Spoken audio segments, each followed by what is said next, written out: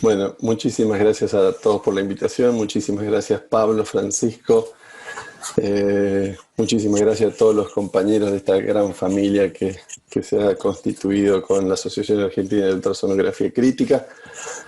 Y bueno, y gracias a todos los oyentes por estar presentes hoy acá. Hoy vamos a hablar un poquito acerca de lo que es el POCUS en el paciente hipotenso. Un diagnóstico diferencial es un procedimiento sistemático que le permite al médico identificar una condición donde múltiples alternativas son posibles. En casos de emergencias médicas no hay suficiente tiempo a veces para realizar procedimientos diagnósticos detallados y el principal objetivo de un diagnóstico diferencial en este caso es eliminar cualquier condición, obviamente que ponga en riesgo la vida de un paciente.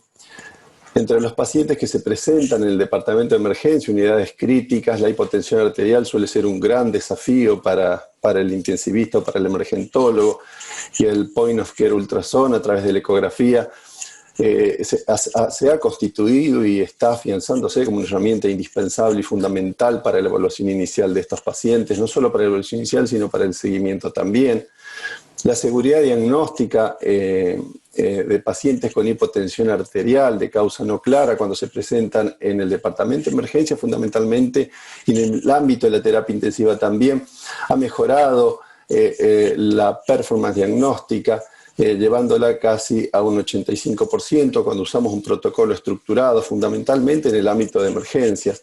Ha generado cambios en el manejo inicial del 24 al 50% de los casos y permite diagnóstico rápido de condiciones que pueden comprometer la vida de manera seriamente, como la disfunción miocárdica aguda, la ruptura de un aneurisma de aorta abdominal.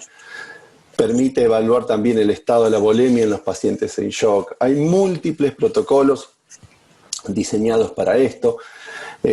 Todos han demostrado un poquito lo que vengo diciendo, todavía no tienen... Fernando, discúlpame. Sí. No veo que pasen tus diapositivas. Perdón. ¿Ahora? Dale, sigamos, Pablito. Muy bien. Bueno, la siguiente.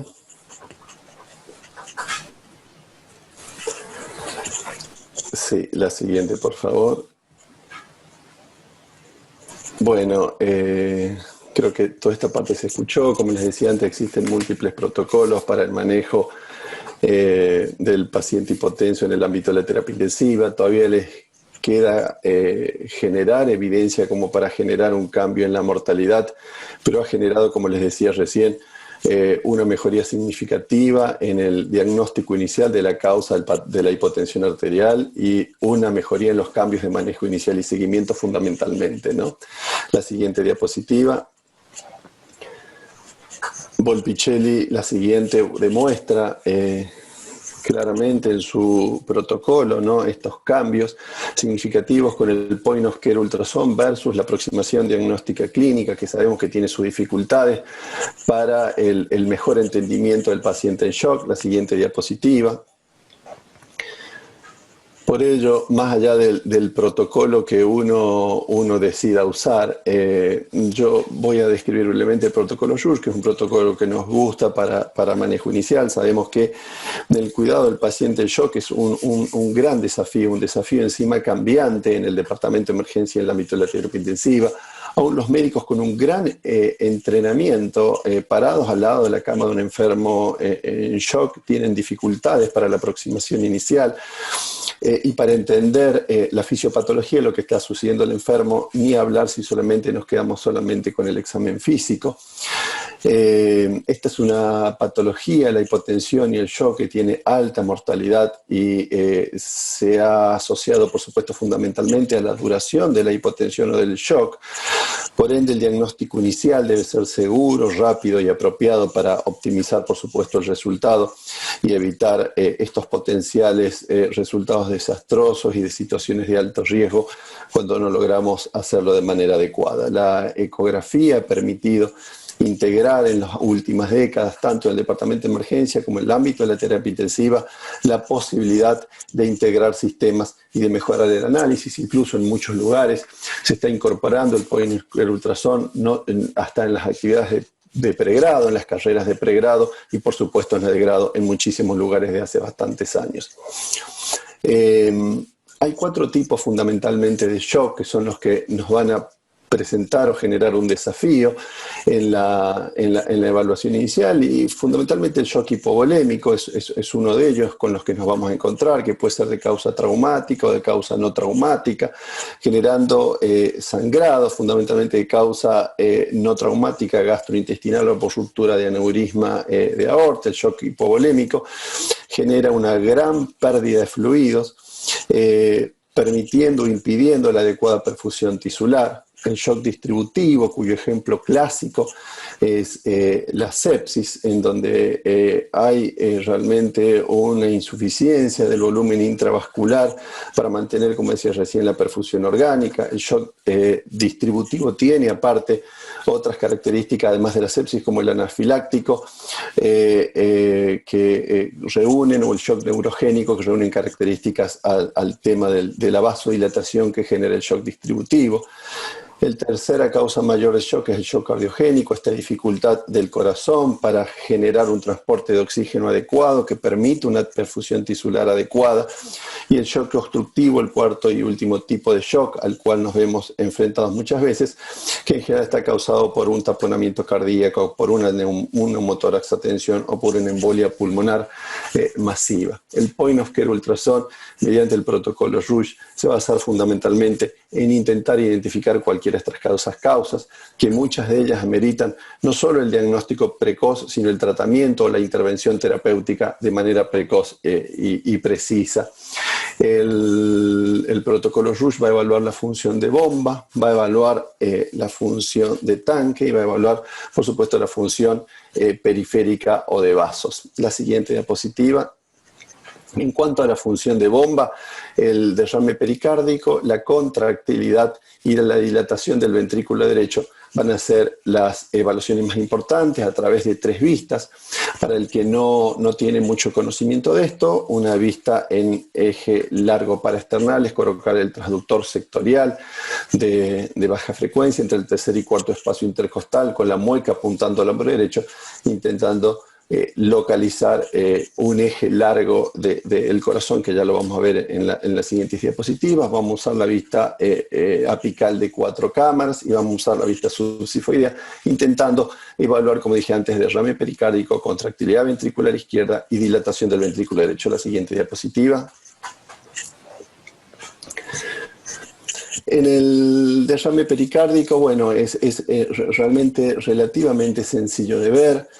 Cuando es significativo, por supuesto. Para el ojo entrenado, los derrames pericárdicos leves no pueden perderse, y igualmente lo que nos interesa son los derrames significativos que puedan comprometer la función miocárdica.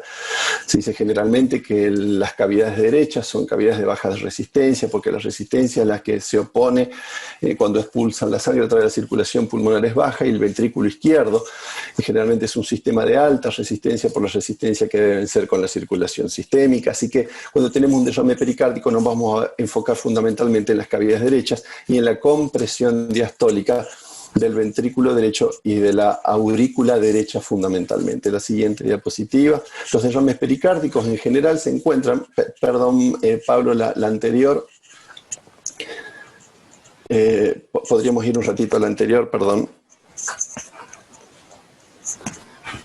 Los derrames pericárdicos en general, esta es la aorta descendente, esta es una vista de eje largo paraesternal izquierdo, donde vemos la cavidad del ventrículo derecho arriba, el septum interventricular y el ventrículo izquierdo.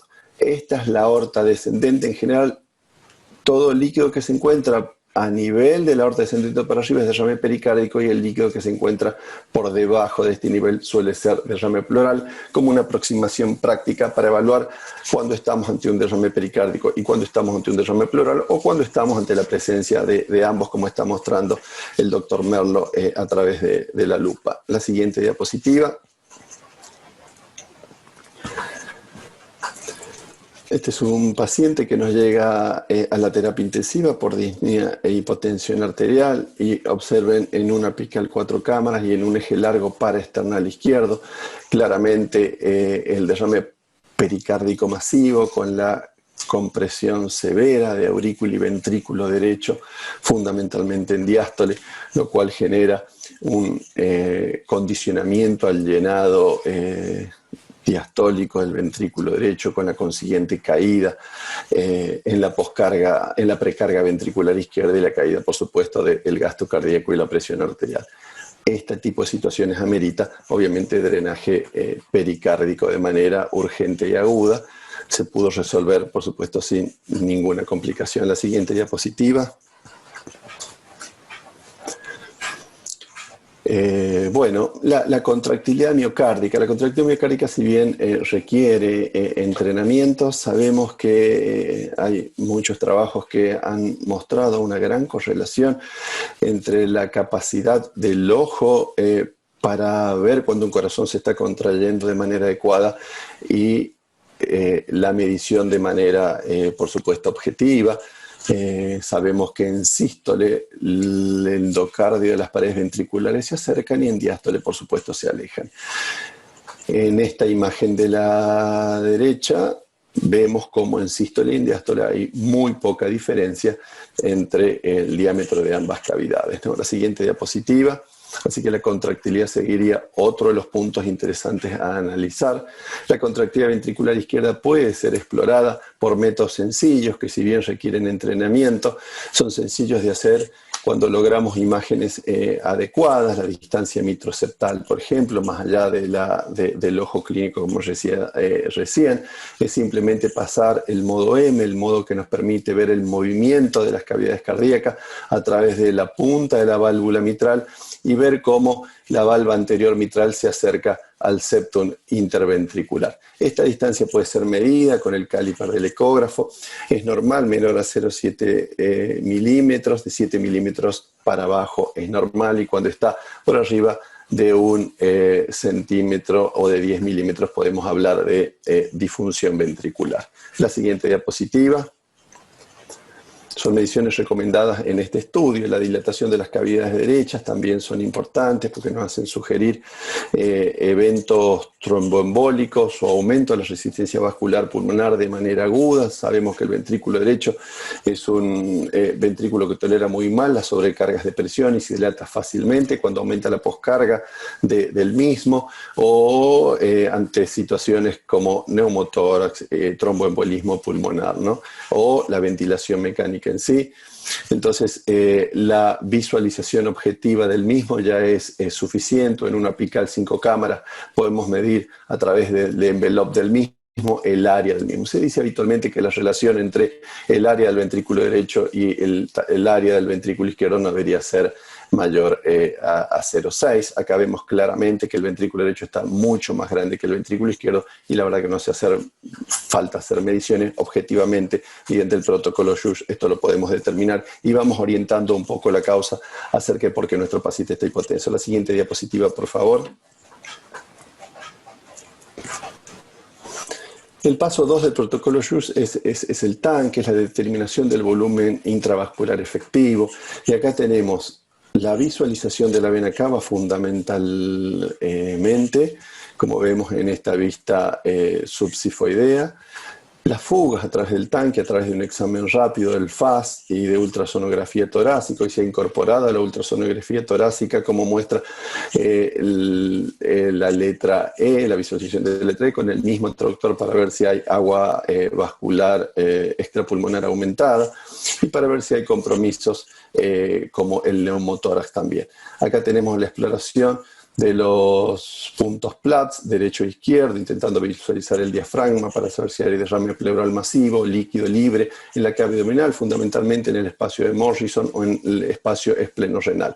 Y en las mujeres en edad fértil, la exploración de la región suprapúbica para buscar líquido libre en esa zona, fundamentalmente por los embarazos ectópicos, ¿no? La siguiente diapositiva.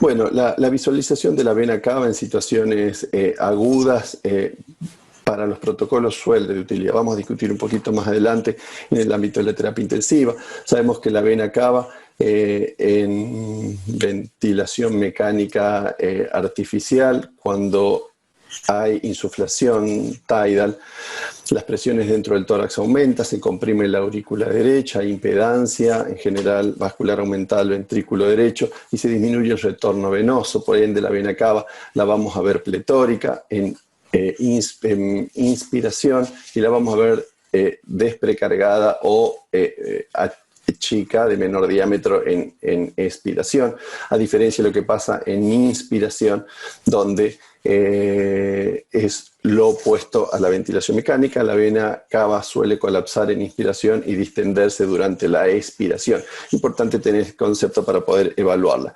Por supuesto que en situaciones de pérdida aguda de la volemia, la búsqueda del tamaño de la misma puede ser una herramienta de importancia en la situación aguda. La siguiente diapositiva. El protocolo FAS, como les decía recién, buscando derrame pleural, localizar el diafragma y ver si hay líquido en el espacio de Morrison.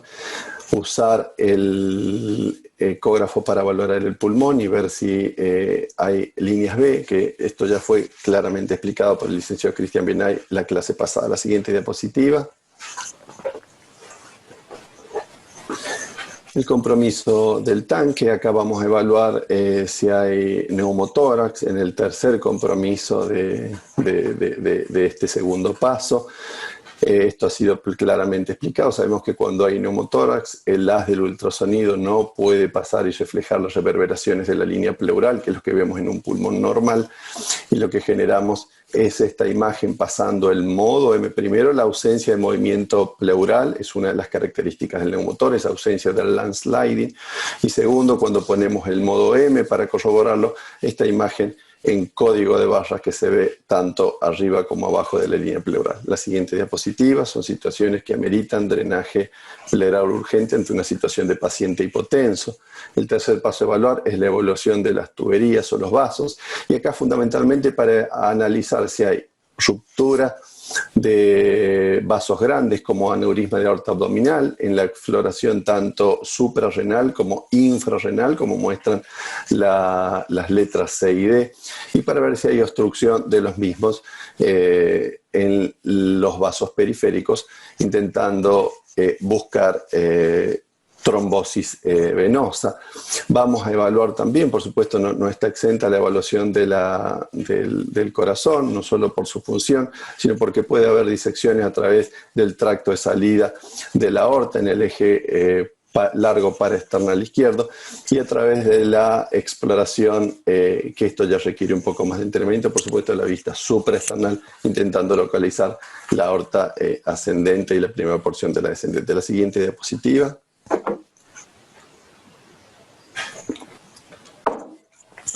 Bueno, los aneurismas pueden ser, obviamente, estar distendidos, ser de tipo sacular. Acá la posibilidad de medirlo cuando estamos ante la presencia de un aneurisma infra o suprarrenal.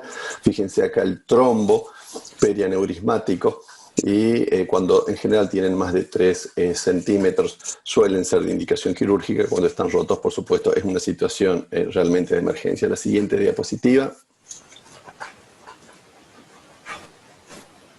Bueno, acá la exploración de venas femorales, no me voy a detener en cada una de las evaluaciones. El licenciado Benay también explicó un poco esto en su protocolo. Es importante que cuando nosotros analizamos una vena de gran calibre y colocamos el transductor acá, el consejo es cambiar a un transductor lineal de alta frecuencia para obtener una mejor resolución de la imagen, y vemos un trombo, la vena no se hace compresible. En general, cuando nosotros comprimimos levemente con el transductor a través de la piel, la vena suele comprimirse y la arteria continúa pulsátil. Cuando hay un trombo, esto no suele sucederse. Cuidado de no repetirlo muchas veces. En general, cuando hacemos el diagnóstico, esto requiere tratamiento y no hay que estar comprimiendo todo el tiempo esto, porque el riesgo de desprender el trombo puede ser alto y potencialmente peligroso, ¿no? La siguiente diapositiva. El protocolo Rush, en síntesis, va a evaluar la función de bomba, la función de tanque y las tuberías, como dijimos recién. En un caso hipovolémico, el corazón suele estar hipercontráctil, con cavidades cardíacas pequeñas. Es fácil visualizar las cavidades pequeñas y el corazón hipercontráctil. Van a ver, vamos a subir después más videos a Telegram para que esto quede bien claro. En general, en el tanque, la vena cava inferior va a estar colapsada. Vamos a buscar, como dijimos recién, líquido peritoneal, líquido libre en el abdomen o derrame pleural, y en las tuberías vamos a enfocarnos fundamentalmente en lo que es aneurisma de aorta abdominal, fundamentalmente supra e infrarrenal. En el shock cardiogénico, esta dificultad contráctil, el corazón va a estar hipocontráctil, con cavidades en general dilatadas, con vena cava inferior dilatada. Vamos a ver muchas veces patrón B pulmonar y puede haber derrame pleural o ascitis. Las tuberías y la exploración de los vasos en general va a estar normal. El shock obstructivo, el derrame pericárdico, el compromiso del ventrículo derecho, el corazón en general hipercontráctil por el estrés al que se encuentra sometido, la vena cava inferior distendida. En caso de neumotoras vamos a evaluar la ausencia del landsliding, y en las tuberías probablemente encontremos alguna trombosis venosa profunda, si es que hay tromboembolismo pulmonar, ¿no? En el shock distributivo, el corazón en general suele estar hipercontráctil en las etapas tempranas de la sepsis y suele estar hipocontráctil en las etapas tardías. La vena cava inferior puede estar normal o pequeña, y en las tuberías en general no vamos a encontrar mayores problemas. Por supuesto que cuando encontramos alguno de estos diagnósticos obvios, seguir con el examen completo del protocolo Rush probablemente no esté aconsejado, ¿no? Los diferentes protocolos tienen como diferencia fundamental es que el núcleo o el core de la evaluación inicial es la que va cambiando, pero en general todos tienden a evaluar lo mismo. La siguiente diapositiva. Bueno, ahora, ¿qué pasa cuando hemos hecho el diagnóstico, ¿no? Por supuesto, sacando las situaciones agudas que ameriten un tratamiento quirúrgico inmediato. Cuando no estamos ante esa situación y estamos ante un cuadro de hipotensión arterial, como dijimos antes, el tratamiento debe ser precoz y tardío. El tratamiento, perdón, debe ser precoz y preciso, ¿no? Porque de eso va a depender, por supuesto, el outcome de nuestros pacientes. En la valoración hemodinámica inicial, el ecocardiograma transtorácico suele ser una herramienta prácticamente indispensable, en mi opinión, hoy. Y está empezando a incorporarse también la ecografía transesofágica como una herramienta de muchísima utilidad para nosotros. Si hay algún financiador o de clínica o algo escuchando la charla, sepan que las sondas, si bien son costosas, tienen muchísima utilidad tanto para el médico de emergencia como para el médico de terapia intensiva. Aproximadamente el 50% de los pacientes críticos en terapia intensiva no suelen tener una muy buena ventana por ecocardiografía transtorácica, a diferencia de la ecografía transesofágica, donde solamente tenemos dificultades para visualizar una imagen adecuada en el 10% de las situaciones, ¿no? La siguiente diapositiva, esto un poco hemos hablado de las causas que pueden llevar a un paciente hipotenso shock. Siempre nuestro objetivo va a ser, por supuesto, mantener la presión arterial media y el flujo de sangre tisular para mantener la presión tisular. El transporte de oxígeno es importante para la distribución del oxígeno a la microcirculación y de esta la célula. La siguiente diapositiva. Y la fluidoterapia, por supuesto, es un componente esencial en cualquier tipo de shock, ¿no? Pero sabiendo que el exceso de fluidos puede ser perjudicial. La siguiente diapositiva. Esto no es una carrera en contra de los fluidos, pero hay conceptos que debemos saber. El manejo, las siguientes, el manejo conservador de fluidos en los pacientes sépticos, en los pacientes con distrés respiratorio agudo, sin duda han disminuido los tiempos de estadía en terapia intensiva. Han disminuido los días libres de ventilación mecánica. La siguiente diapositiva. Y han, por supuesto, disminuido la mortalidad en los pacientes con distrés respiratorio agudo, en los pacientes con sepsis y en los pacientes con causas combinadas como sepsis y distrés. La siguiente diapositiva. Bueno, antes lo que creíamos que era solo cosmético, que era el edema en los pacientes críticos por exceso de fluidos, hoy está demostrado que aumenta claramente la mortalidad. Por eso ser juiciosos en el manejo de los mismos es muy importante. Sabemos que los fluidos salvan vidas, por supuesto, en situaciones críticas. Nadie niega que hay que infundir fluidos en situaciones de shock, hipotensión aguda, cuando el enfermo recién llega de primera mano. ¿no? Pero una vez que el enfermo se ha estabilizado, luego esa carga inicial de fluidos, que por supuesto va a ser variable y va a estar a cargo y a decisión del attending que está atendiendo el paciente, una vez eso nosotros debemos empezar a hacer pruebas de valoración para ver cuánto más fluido necesita ese paciente. La siguiente diapositiva.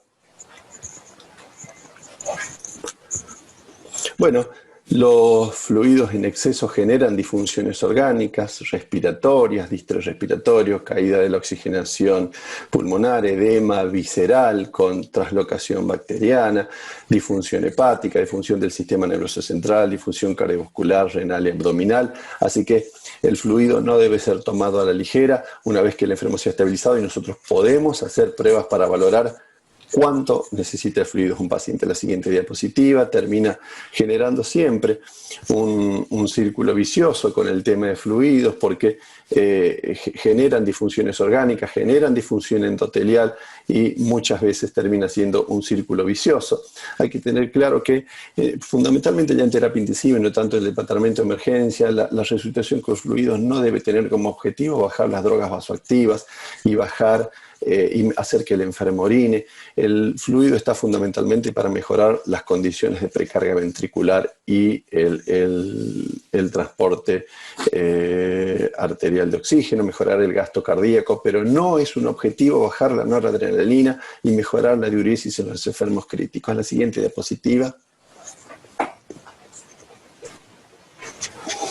Hay un concepto importante de Wilkinson Yearbooks del año pasado, ¿no? Que es un desconcepto creer que dar líquidos y líquidos para el intravascular es relativamente inocente. La perfusión orgánica depende de un gradiente venoso arterial o arterial y venoso, ¿no? En donde hay un flujo constante y en donde hasta un cierto punto hay una cierta regulación por parte del organismo, pero cuando nosotros ponemos a dar fluidos de manera excesiva, generamos hiporvolemia, con incremento de las presiones venosas y reducción clara de la perfusión orgánica, con todas las dificultades que esto trae, ¿no? Porque nuestro objetivo es mejorar la perfusión orgánica y no empeorarla a costa de sobrecargas de fluido. La siguiente diapositiva.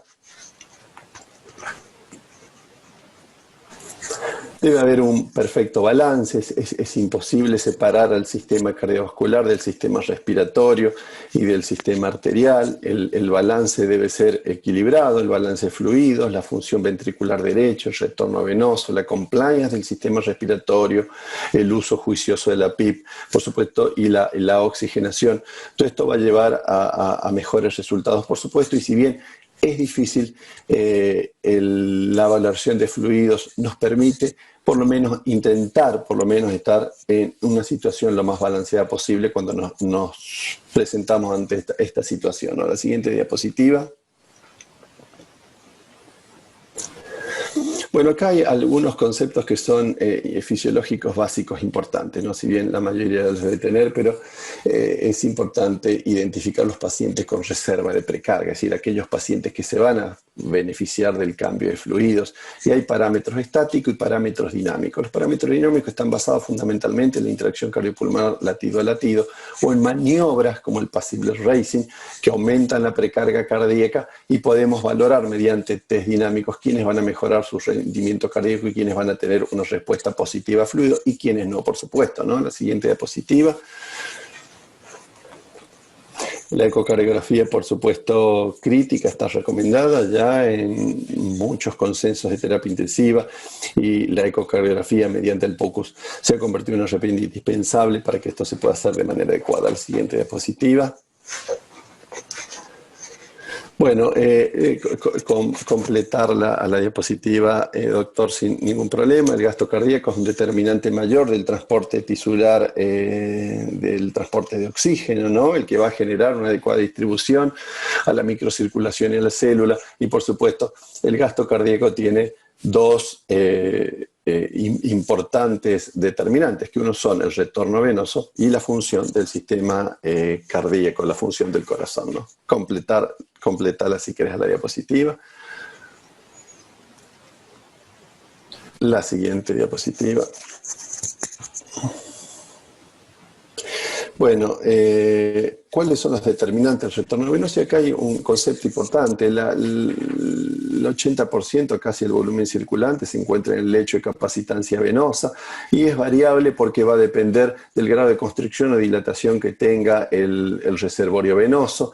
Acá, si en el reservorio este reservorio venoso de capacitancia lo imagináramos como una gran cubeta con una ventana lateral, tendríamos dos compartimentos claramente bien definidos. Uno que es un volumen no estresado que no participa del flujo y un volumen estresado que participa del flujo. La altura desde este lecho, desde esta cubeta, la altura total del volumen estresado y no estresado es lo que se conoce como presión sistémica media. La presión sistémica media está representada, es muy difícil medirla en vivo, está representada fundamentalmente en el organismo vivo a través de los lechos de capacitancia venular postcapilar, y en caso de parada cardíaca sería el punto de igual presión que tienen todos los puntos del circuito vascular, y va a ser un determinante importantísimo para el retorno venoso. La presión, si nosotros midiéramos la altura de la ventana lateral de esta cubeta, eso va a representar la presión en la aurícula derecha. Y por ende, el retorno venoso va a estar condicionado por la presión sistémica media del sistema venoso y la presión en la aurícula derecha. Por supuesto que a mayor presión sistémica media, mejor retorno venoso, siempre y cuando la resistencia se mantenga constante, y a mayor presión en la aurícula derecha, por supuesto, el retorno venoso va a estar disminuido. Ante esas dos situaciones nosotros podemos encontrarnos en dos situaciones importantes. Una, el enfermo necesita fluidos o el enfermo necesita achicar el vaso para que el volumen no estresado complete el volumen estresado y nosotros podamos mejorar el retorno venoso. ¿Y ante qué situaciones? Bueno, hay situaciones importantes para ver, por ejemplo, en un paciente en ventilación mecánica, donde muchas veces cuando ventilamos a un paciente, el paciente inmediatamente se hipotensa y estamos ante esa disyuntiva. El enfermo tiene necesidad de paso de fluidos por disminución del retorno venoso, o el enfermo tiene una poscarga ventricular derecha aumentada por lo que genera la presión positiva en sí, con compresión de vasos alveolares, aumento de la resistencia vascular pulmonar y por ende la impedancia del ventrículo derecho, y lo que necesitamos solamente es vasoactivos para achicar los lechos de capacitancia venosa y que el volumen estresado pase a estresado y podamos mejorar el retorno venoso. Bueno, la única posibilidad, ahí estamos ante dos situaciones clínicas claras, que es la caída de la presión arterial producto de la ventilación mecánica, pero con dos situaciones a resolver completamente distintas. Cuando hay hipovolemia, por supuesto, el retorno venoso está disminuido y lo que necesitamos es pasar fluido, y cuando no hay hipovolemia y lo que tenemos es poscarga ventricular derecha aumentada, lo que tenemos que hacer muchas veces es achicar el vaso y mejorar las condiciones, por supuesto, de la ventilación mecánica artificial. Es muy peligroso ante esa situación pasar fluidos cuando lo que tenemos es un ventrículo derecho totalmente disfuncionante ante aumento de la resistencia vascular pulmonar. Bueno, esa situación clínica es difícil de discernir si no tenemos ecografía crítica, POCUS, point of care ultrasonido al lado de la cama del enfermo. La siguiente diapositiva. Por supuesto que nuestra aproximación está basada en la curva de Frank-Starling, ¿no? Sabemos que los enfermos que están en la parte plana de la curva de Frank-Starling son aquellos que ante una carga de fluido van a mejorar su contractilidad miocárdica y por ende su gasto cardíaco, a expensas de mejorar, por supuesto, el volumen no estresado, en mejorar este gradiente de presión entre la presión sistémica media. Por supuesto que el cambio de fluidos y la mejoría en el volumen sistólico va a ser significativa, como dije antes, cuando trabajemos en la parte ascendente de la curva de Frank-Starling, siempre y cuando, por supuesto, las condiciones de contractilidad ventricular izquierda y la poscarga ventricular estén normales, ¿no? Cuando nosotros pasamos fluidos, como dijimos antes, a enfermos que están en la parte plana de la curva de Frank-Starling, cualquier cambio de fluidos, por supuesto que va a ser aumentar los volúmenes venosos, aumentar la congestión y no vamos a generar un gran cambio en el volumen sistólico. Por ende, cada paciente debería tener su propio diagnóstico de curva de Frank-Starling al lado de la cama del enfermo, y esto sin duda lo podemos hacer mediante el point of care ultrasound. La siguiente diapositiva. Bueno, ante situaciones en shock sabemos que podemos tener hipovolemia absoluta o relativa, como explicamos brevemente en el protocolo Yush, y las aproximaciones por supuesto que van a ser diferentes como dijimos antes. Si hay expansión por fluido, sabemos que la exploración o el examen clínico del manejo inicial va a ser, obviamente, como objetivo, la presión arterial, el gasto cardíaco y presiones estáticas como la presión venosa central y la presión capilar pulmonar.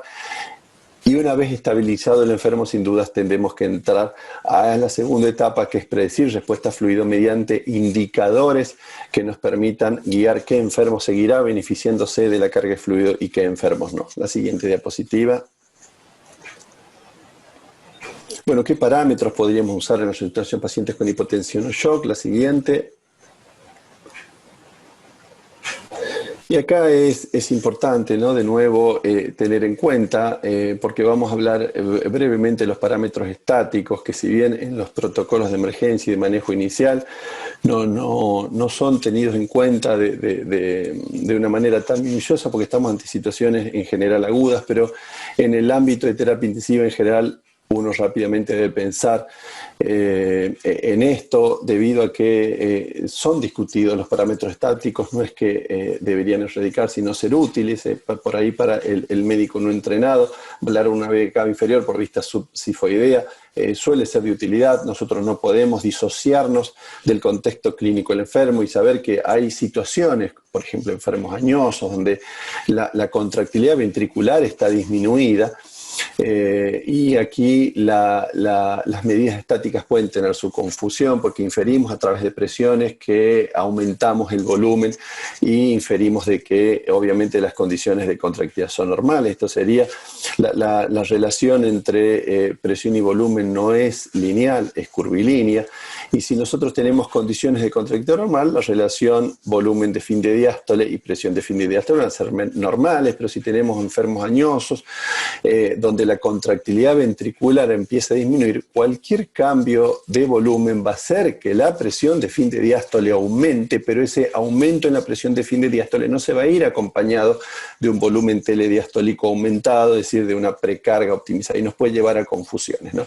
Conociendo las limitaciones de cada uno de los métodos, ya sea variables estáticas o dinámicas, nosotros vamos a poder hacer un mejor uso de las mismas, por supuesto, ¿no? La siguiente diapositiva. Bueno, la presión venosa central, como dije antes, en los protocolos sigue siendo de utilidad. En el ámbito de la terapia intensiva ya cada vez la usamos menos. Hay muchos trabajos que hablan de esta capacidad predictora de respuesta a fluidos con un casi 50% de error. Así que probablemente nos quedemos con la variabilidad extrema, ¿no? Sabiendo que un diámetro de menos de 1 centímetro sin dudas puede ser un predictor de respuesta a fluido en un enfermo en shock o con hipotensión arterial aguda, y que diámetros mayores a 20 milímetros probablemente no. La siguiente diapositiva. Bueno, la idea no es confundirlos. Para el que tiene conocimiento de esto es importante, y para el que no, sabemos que hay indicadores de presiones ventriculares que lo podemos obtener a través del flujo transmitral, colocando la muestra del Doppler pulsado. Acá, pido disculpas, me quedó al revés la imagen, esto sería una vista transesofágica, en un ecocardiograma transtorácico, la muestra del Doppler colocada en los tips de la válvula mitral nos va a dar un flujo, y nos va a dar dos tipos de flujo.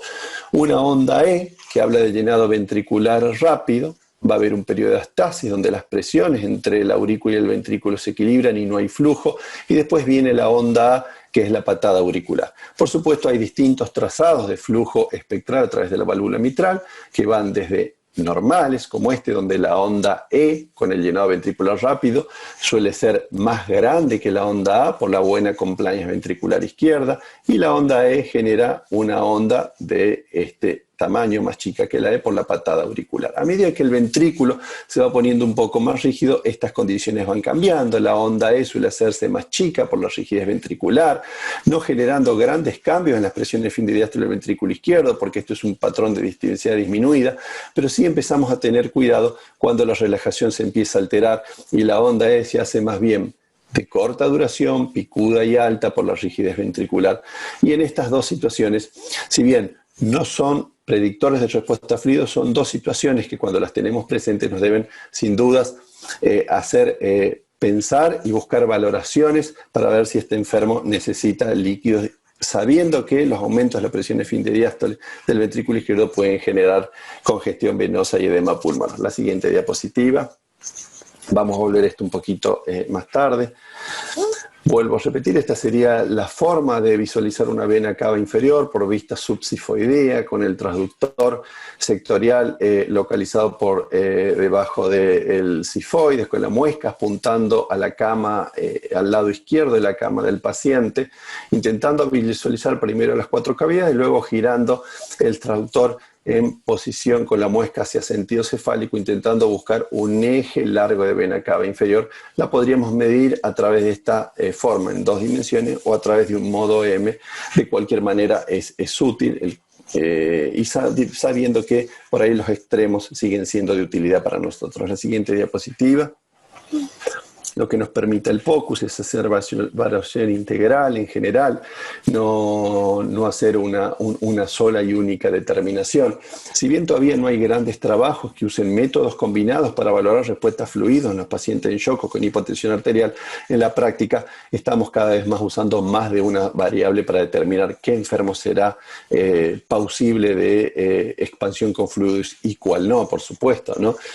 El tamaño de las cavidades ventriculares, pido disculpas porque hay videos que al estar pasándome el doctor Melo se me escaparon, pero bueno, los diámetros de las cavidades suelen ser un indicador, si bien no muy confiable, cuando no hay hipertrofia ventricular. El kissing ventricular, que se llama este aplauso que suelen tener el septum interventricular y la pared posterior del ventrículo izquierdo en eje largo paraesternal o en eje corto, suele ser a veces un predictor de hipovolemia cuando las condiciones y el escenario clínico dan para eso. Ya hay trabajos como el de Kumar que muestran que la presión de oclusión en la arteria pulmonar medida por catéter Swan-Ganz no suele ser un buen predictor, ¿no? La siguiente diapositiva. Bueno, esto es un ventrículo que claramente se ve muy pequeño y este es un ventrículo que se ve bastante más grande. Este es un eje corto. Desde la vista paraesternal, girando el transductor en sentido anterior, nosotros vamos a localizar los 2 pilares del ventrículo izquierdo y eje corto y eje largo. Y vamos a analizar no solo la contractilidad del ventrículo izquierdo de manera visual, lo cual es importante, sino también podemos ver el tamaño ventricular izquierdo. Vuelvo a repetir, esto suele ser de utilidad siempre y cuando no haya hipertrofia ventricular, donde puede ser muy confuso y seguramente debamos realizar otros métodos de monitoreo para determinar respuesta a fluido. La siguiente diapositiva.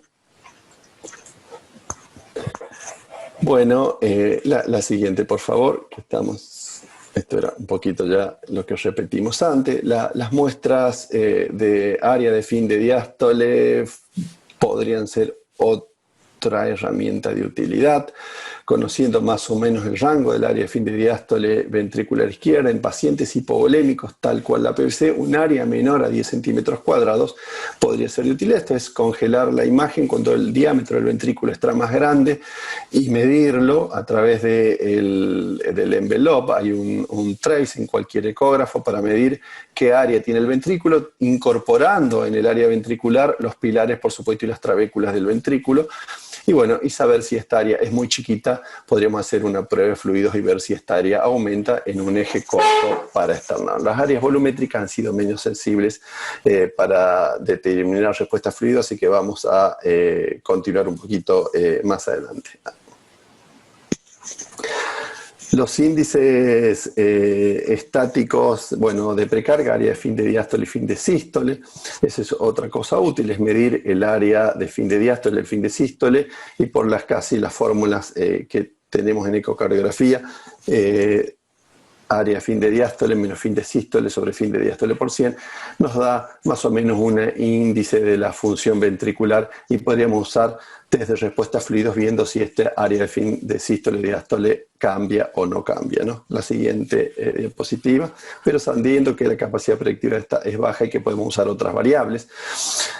Las que más nos gustan, por supuesto, y requieren por ahí un poco más de entrenamiento, son las variables dinámicas, que son medidas que bajo diferentes condiciones de carga pueden resultar o resultan, ¿no?, de la interacción cardiopulmonar o de cambios posturales como el Passive Racing, y que la ecocardiografía al lado de la cama del enfermo predice, ¿no?, respuesta fluida de una manera mucho más segura que las variables estáticas, evaluando fundamentalmente el volumen sistólico del ventrículo izquierdo a través del tracto de salida del ventrículo izquierdo, ¿no? La vena cava inferior también la podemos evaluar de manera dinámica, como ven ahora, o la vena cava superior mediante ecocardiografía transesofágica. La siguiente diapositiva. Bueno, parámetros dinámicos, como dijimos, a ver, en ventilación mecánica, el aumento de la presión intratorácica hace que la vena cava inferior se encuentre distendida en inspiración y se encuentre más chica en expiración.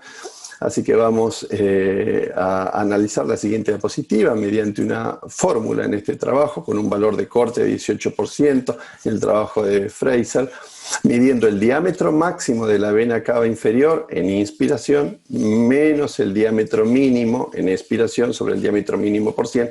Esto me va a dar un valor porcentual que mayor al 18% podría ser un buen predictor de respuesta fluida, ¿no?, con una sensibilidad y una especificidad bastante buena.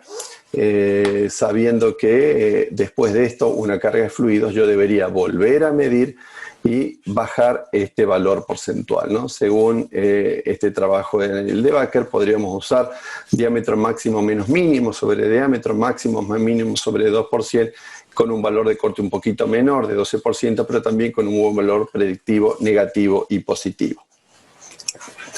La siguiente diapositiva. Perdón, hay una pregunta que me dice el doctor Maglione. VJI es vena yugular, sí, vena yugular interna. La verdad que no me detuvo mucho en eso. Hay un montón de predictores dinámicos que obviamente exceden al tiempo de esta charla y la invitación nuevamente a los cursos de Azaruk, en donde los predictores dinámicos de respuesta fluida son muchísimo más que los que vamos a nombrar acá, y hay clases y prácticos realmente hermosos acerca de cómo manejar esta herramienta, ¿no? La vena cava superior, como les decía antes, la ecocardiografía transesofágica se ha convertido en una herramienta que ya debería dejar de ser un lujo y debería ser parte del estándar, no más cuando no tenemos buenas ventanas y ecocardiográficas por vía transtorácica. Esto es una vista bicava a través de esófago medio, en donde podemos analizar el índice de colapsabilidad de la vena cava inferior con un incremento del 11%, con una fórmula similar a las que vimos para la vena cava inferior, con buena sensibilidad y especificidad, ¿no? Sabiendo que la vena cava inferior, a diferencia de la vena cava superior, por el aumento de la presión intratorácica, se encuentra colapsada o más chica en inspiración y distendida en inspiración. El aumento de la presión intratorácica hace que esta no está exenta de la compresión de estos cambios de presión y se achique durante la inspiración y se distienda un poco más durante la expiración. Por supuesto que cuando hay realmente hipovolemia marcada, esto está claramente magnificado y no suele ser suele ser fácil de determinar. Perdón, el índice de colesterol cava mayor al 36% sería predictor de respuesta a fluidos, ¿no?, generando, por supuesto, un cambio en el volumen sistólico cuando usamos métodos combinados mayor al 11%. La siguiente diapositiva.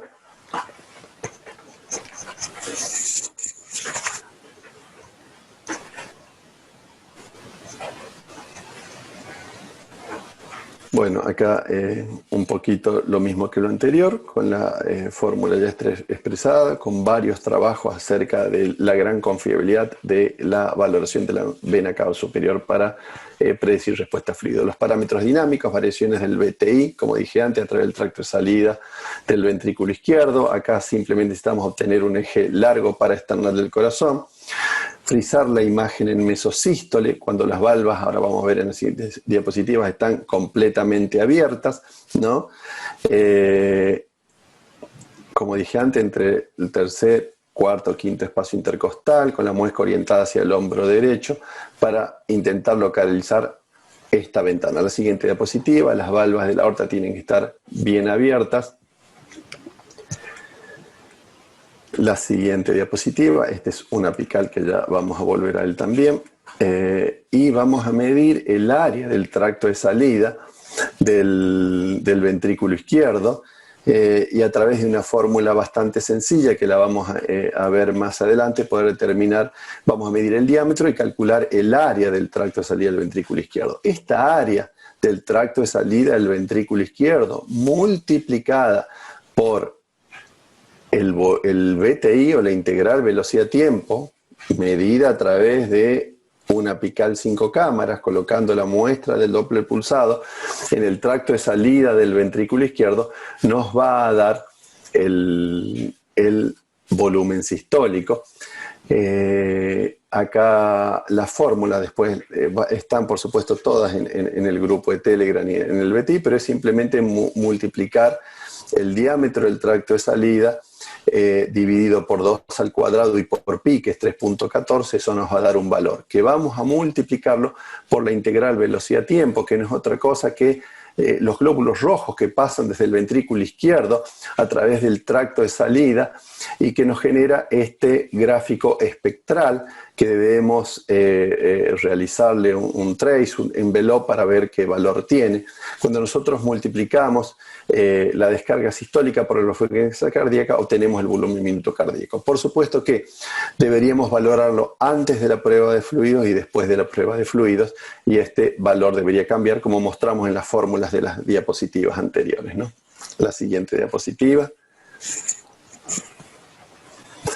Bueno, a diferencias por ahí de los métodos variados que usan la variación respirofásica de la presión de pulso de volumen sistólico, esta cuantificación suele ser bastante sencilla de hacer y con pequeños bolos de fluidos ver cuánto incrementa el volumen sistólico siempre que nosotros estemos pensando que este enfermo puede necesitar un cambio de fluidos, ¿no? Más o menos el VTI aórtico normal está entre 18 y 20 centímetros. Y bueno, nosotros deberíamos, con las fórmulas de la diapositiva que mostró el doctor Merlo anteriormente, calcular la variabilidad de este VTI para ver si un enfermo predice o no predice respuesta a fluidos, si está en precarga, en reserva de precarga o no. La siguiente diapositiva. Bueno, el passive blood racing es otro de los métodos. Nosotros podríamos usar fluidos o podríamos usar el passive blood racing para generar este aumento del retorno venoso con la idea de mejorar la precarga cardíaca. Es bastante sencillo de hacer. Con el enfermo en 45 grados, yo debo medir el diámetro del tracto de salida, calcular el área del tracto de salida y el VTI. Y después, por supuesto, generar esta maniobra que es acostar al enfermo y elevar las piernas a 45 grados. Lo ideal sería hacerlo solamente con la cama, no elevando manualmente las piernas porque puede obviamente comprimir los vasos ilíacos y disminuir la sensibilidad de esta prueba.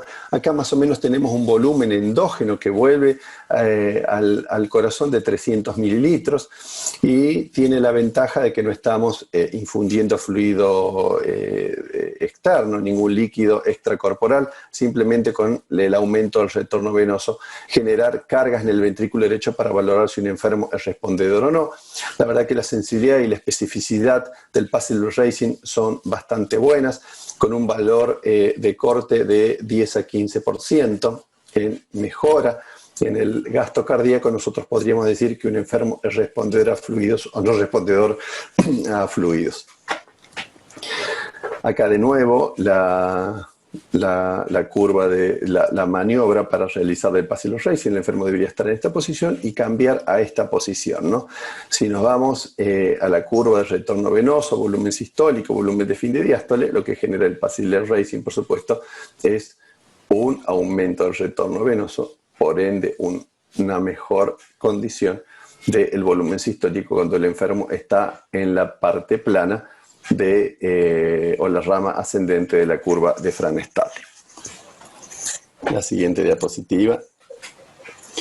El Passile Racing es útil porque ha sido validado en enfermos con respiración espontánea, en enfermos bajo ventilación mecánica, y es útil también porque la fibrilación auricular no suele ser un condicionante para evaluar el Passile Racing. Sabemos que la valoración del BTI aórtico, es decir, la integral velocidad-tiempo, la cantidad de glóbulos rojos que pasan a través del tracto de salida del ventrículo izquierdo y su medición pre y post expansión con fluidos, tiene algunas limitantes. La mayoría de los trabajos están descritos en pacientes con ventilación mecánica protectiva, con 6 mililitros kilos, sin esfuerzo inspiratorio propio, para evitar los cambios de la presión, que genera la presión intratorácica y los esfuerzos inspiratorios del paciente, y con esto condicionar la validez del método, pero cada vez hay más trabajos que empiezan a demostrar la utilidad, ¿no?, de la valoración del volumen sistólico medido a través de este BTI aórtico a través del tracto de salida del ventrículo izquierdo, o del Passile Racing en enfermos con mucho más que los 6 mililitros kilos. Sabemos que el mini cambio de fluido es otra herramienta útil. Lo traigo a este artículo porque en este artículo ellos demuestran que 100 mililitros de solución fisiológica o de Ringer lactato, que en general son los fluidos que más usamos en el ámbito de terapia intensiva para respuesta a fluido, han generado un cambio significativo medido al minuto de la prueba en el volumen sistólico y en el gasto cardíaco de estos enfermos, prediciendo de que este enfermo puede responder perfectamente bien a un bolo de fluidos mayor. Medían un BTI basal, un BTI con 100 mililitros, y si el enfermero respondedor, continúan completando la prueba de 500 mililitros con una muy buena sensibilidad, una muy buena especificidad y una curva ROC bastante alta. La siguiente diapositiva. Antes de entrar en transesofágico, vuelvo a repetir, uno podría usar muchas otras variables. Estas son variables que en general son sencillas de realizar. Realizar el entrenamiento en cómo calcular el diámetro del tracto de salida, que en una de las diapositivas estaba también el diámetro esperado. Cuando no podemos ver una valoración transesofágica, podemos calcular el diámetro esperado del tracto de salidas a través de una fórmula descrita en un artículo en revista importante de cardiología, conociendo solamente el área de superficie corporal. Y a través de una apical 5 cámaras medir, como dije antes, la velocidad del tracto de salida, del integral velocidad-tiempo, y poder calcular el volumen sistólico y su variación, no solo el volumen sistólico, sino el BTI aórtico o la velocidad pico aórtica. Podríamos usar ambas cosas. Y la verdad que son sencillas de realizar. Hay muchas otras perfectamente descritas en las clases de los cursos de la Asociación Argentina de Ultrasonografía Crítica, un clase magistral, el doctor Merlo, el doctor Isaac Chong, describiendo la velocidad pico de la arteria braquial, de la arteria carótida interna, de la vena yugular. Hay muchos métodos para el monitoreo hemodinámico. Están, por supuesto, de nuevo invitados a ser parte de esta familia Saruc, que tiene como único objetivo seguir transmitiendo este POCUS y transmitiendo la enseñanza y la aplicabilidad de todos estos métodos. El transesofágico, en la posición prono, en esta época de pandemia de COVID, no quería dejar de mencionarlas. La siguiente diapositiva permite también la utilidad de lo mismo que hacemos a través de la ecografía transtorácica, con la ventaja de que el transesofágico tiene mucho mayor sensibilidad en el paciente hipotenso para detectar patologías que a veces se escapan con el ecocardiograma transtorácico. La siguiente diapositiva, para no... Y que nosotros también, más allá de estas vistas de ecocardiografía transtorácica que ya nombramos, la siguiente diapositiva,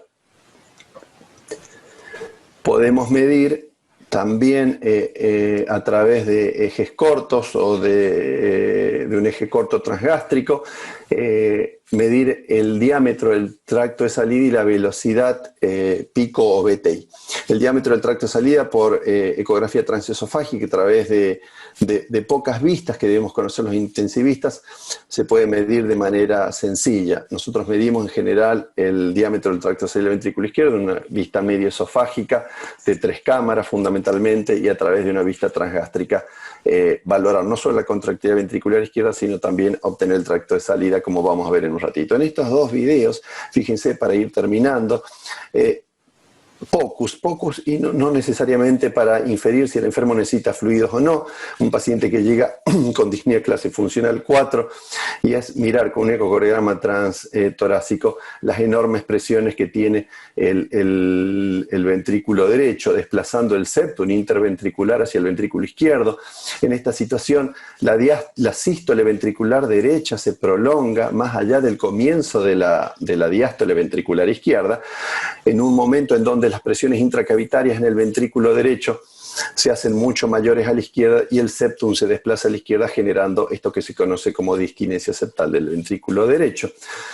Este enfermo con disnea simplemente pudo ser evaluado rápidamente a través del POCUS y no necesitó, por supuesto, ninguna carga de fluidos. Acá el tratamiento sería intentar limitar las presiones o la poscarga. El POCUS en nuestro ámbito se ha trasladado ya incluso a quirófano, en donde ayudamos a monitorizar la colocación de los pacientes que van a necesitar ECMO, pacientes con distrés respiratorio severo. Esta es una vista clásica, bicava, de un ecocardiograma transtorácico, en una vista medio esofágica a 104 grados, como pueden ver. Esto es antes de la canulación y esto es un video que muestra la cánula del ECMO posicionándose en su entrada a la vena cava superior y aproximándose a la válvula tricúspide. La siguiente diapositiva.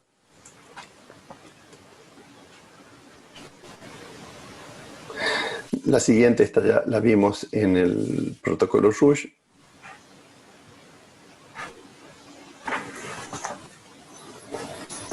Bueno, una paciente, fíjense, con una tensión ahí muy borderline, visualización de vena cava inferior. La vena cava, la verdad que está bastante chiquita por el transtorácico, 1,24 en su diámetro mayor y 0,86 en su diámetro menor. La siguiente diapositiva.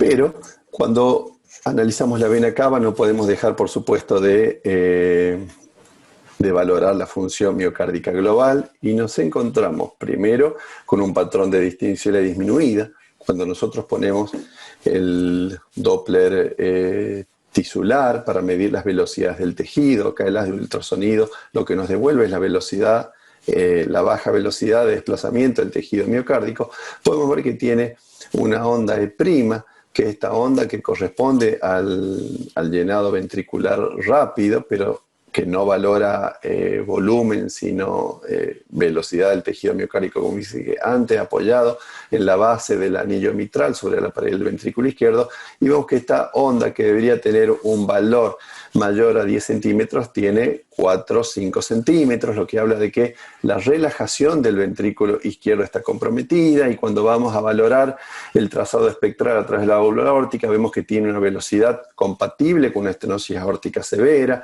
y cuando vamos a valorar la aurícula izquierda, vemos que está enormemente dilatada. Entonces, en este escenario hay que tener muchísimo cuidado de pasar fluidos, porque las condiciones de presión de llenado del ventrículo izquierdo en esta paciente están excesivamente altas. No es que no los vaya a necesitar, pero sin duda es que la valoración hemodinámica debe ser cuidadosa. Lo que nos permite el POCUS es eso, es integrar sistemas y poder hacer valoraciones varias dentro del sistema cardiovascular, como para saber qué enfermo se beneficiará y cuál no. La siguiente diapositiva. Ya vamos terminando.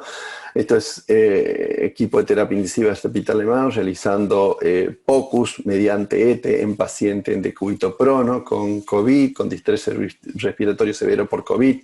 Estos pacientes tienen grandes variaciones en la presión arterial y una valoración muy difícil de las condiciones de carga, y a través del POCUS-ETE podemos realmente aproximarnos a un mejor manejo, ¿no? La siguiente diapositiva.